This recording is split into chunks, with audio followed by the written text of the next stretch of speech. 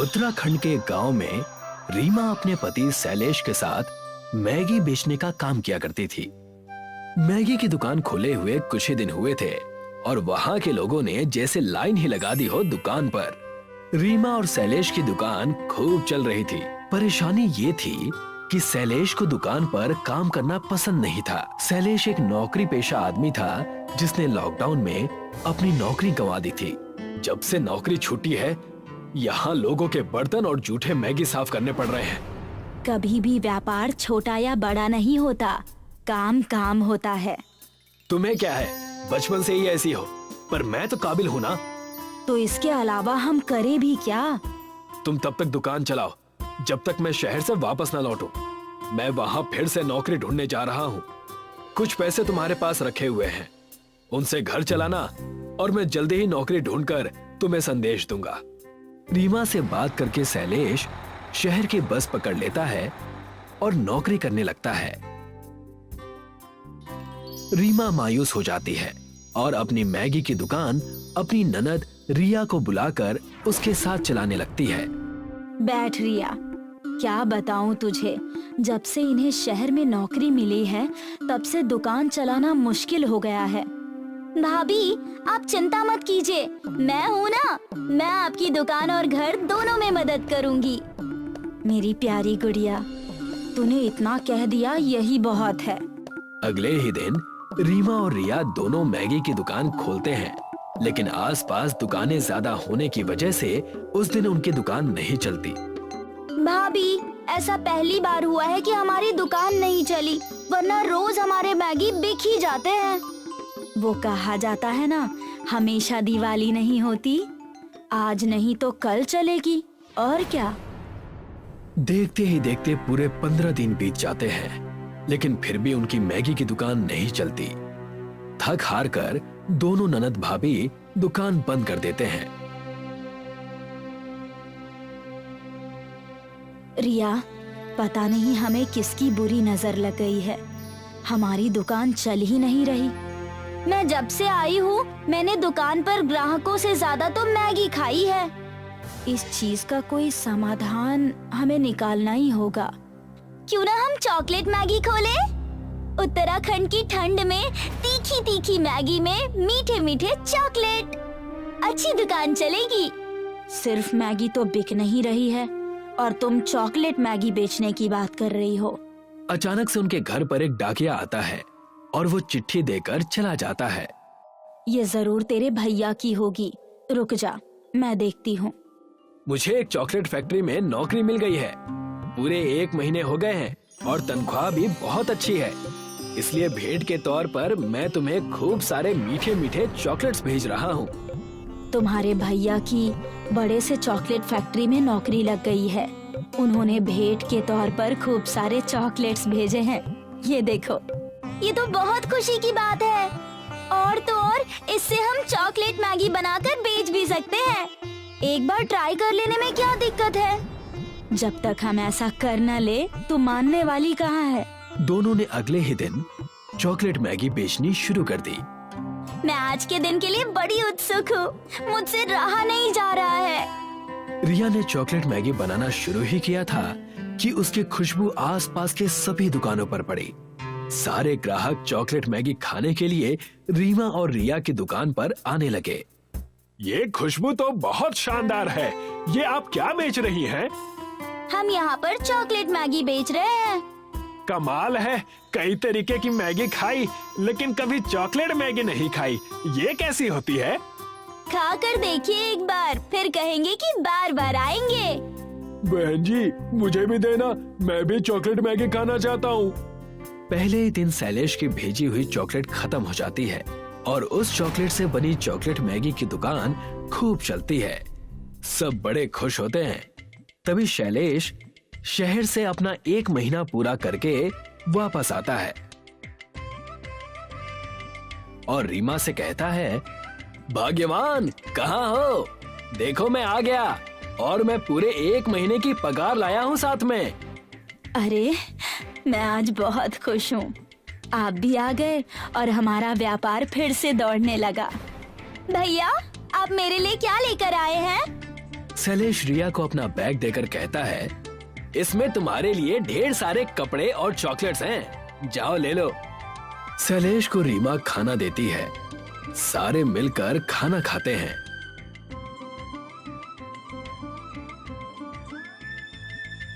तब रीमा शैलेश से कहती है, वो दरअसल बात ये है कि मैंने और रिया ने चॉकलेट मैगी की दुकान खोली है और उससे हमें बहुत अच्छा मुनाफा हुआ है। अरे वाह, ये तो बहुत अच्छी बात है। कितना मुनाफा हो गया वैसे? ये देखिए, 2 दिनों के पूरे 10,000 रुपए।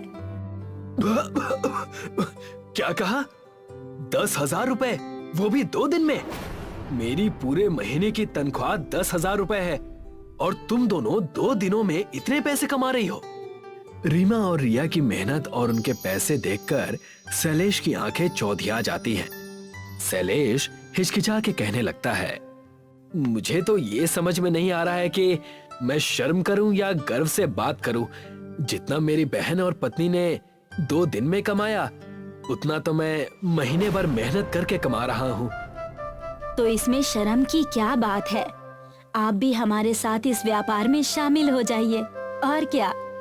मुझे मंजूर है और मैं ये करने के लिए तैयार हूँ। अगले ही पल शैलेश शहर से जाकर चॉकलेट लाता है।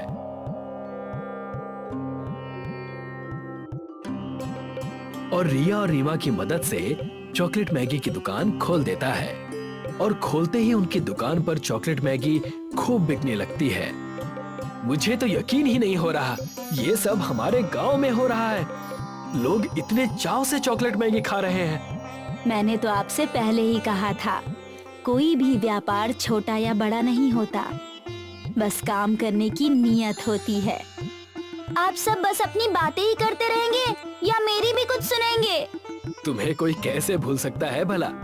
तुम ही तो इस घर की लक्ष्मी हो। रीमा, रिया और शैलेश हर रोज अपनी चॉकलेट मैगी की दुकान खोलते और उससे अच्छा व्यापार करते। शैलेश ने अपने शहर की नौकरी छोड़ दी और फिर से अपनी दुकान पर काम करने लगा और फिर सारे खुशी खुशी रहने लगे। मलकापुर नाम का एक गांव था। वहाँ श्यामलाल अपने छोटे लाल और बेटी विमला के साथ रहता था। घर में माँ न होने की वजह से घर की देखभाल भाई बहन बखूबी करते। दोनों भाई बहन रेडी पर मैगी छोले कुलचा बेचने का काम किया करते थे। पूरे शहर में सबसे अच्छा व्यापार उनका ही था। बस समस्या ये थी कि विमला का पति उनका व्यापार हथियाना चाहता था और इसी बात से छोटे लाल और केशव में हमेशा ही अनबन हुआ करती थी। बिमला, ओ बिमला, मैं कब से कह रहा हूँ, हम भी अपनी दुकान खोल लेते हैं। कब तक तुम अपने परिवार की दुकान में गधा मजदूरी करती रहोगी? आपको तो सिर्फ पैसा ही दिखता है, ये नहीं कि हमारे व्यापार में मदद करे। सुबह हुई नहीं कि आपका हर चीज में पनौती लगाना शुरू। विमला के डांटते ही केशव वहाँ से चला जाता है, लेकिन उसी समय छोटे लाल ने सारी बातें सुन ली और विमला से कहने लगा, दीदी, अगर जीजा जी चाहते हैं कि आप अपना व्यापार खोल लें, तो आपको वो खोल लेना चाहिए। आप क्यों हर दिन उनके ताने सुनती हैं? व्यापार तो व्यापार होता है, चाहे आप करें या मैं। तुम भी इनकी बातें सुनकर नाराज हो जाते हो। मैं समझती हूँ कि तुम्हें बुरा लगता है, लेकिन मैं अपने परिवार का साथ छोड़कर कहीं नहीं जाने वाली। मैगी छोले कुलचा इतना प्रसिद्ध था कि उनकी दुकान हमेशा ही भरी रहती और इस बात की खबर केशव को थी। वो चाहता था कि अपना व्यापार खोलकर विमला की मदद से धनवान हो जाए। आ गई तुम। कैसा व्यापार गया आज का? हमेशा की तरह अच्छा ही गया होगा। मैं अभी भी कह रहा हूँ तुमसे। मैंने तुम्हें 1000 बार समझाया है, मुझसे बेफिजूल की बातें मत किया करो। थक हार कर मैगी छोले कुलचा दिन भर बेचती हूँ और तुम मुझे अपने मन का पाप मत सुनाओ। विमला के कड़क व्यवहार की वजह से केशव शांत हो गया और मन ही मन सोचने लगा, इन भाई बहन को अलग करना होगा, तभी कोई बात बनेगी।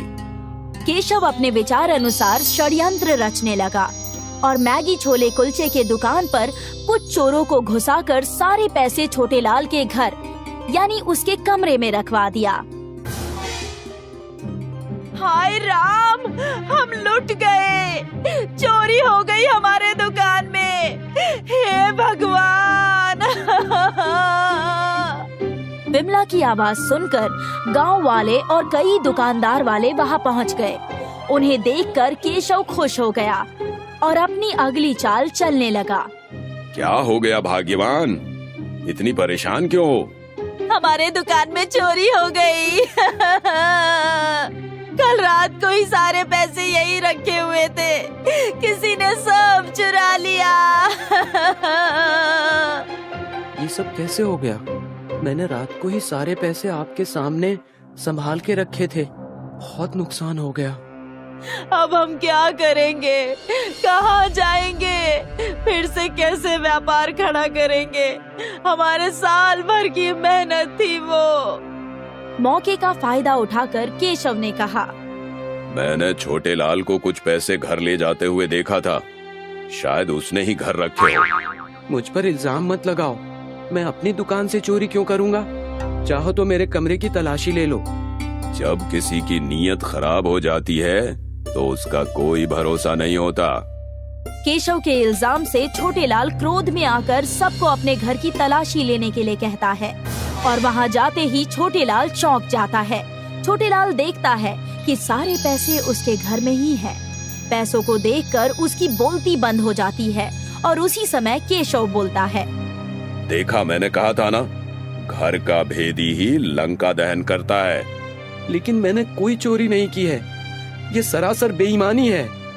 बस छोटे बस, तुझे जो करना था तूने कर दिया, अब कोई रिश्ता नहीं रखना मुझे तुझसे।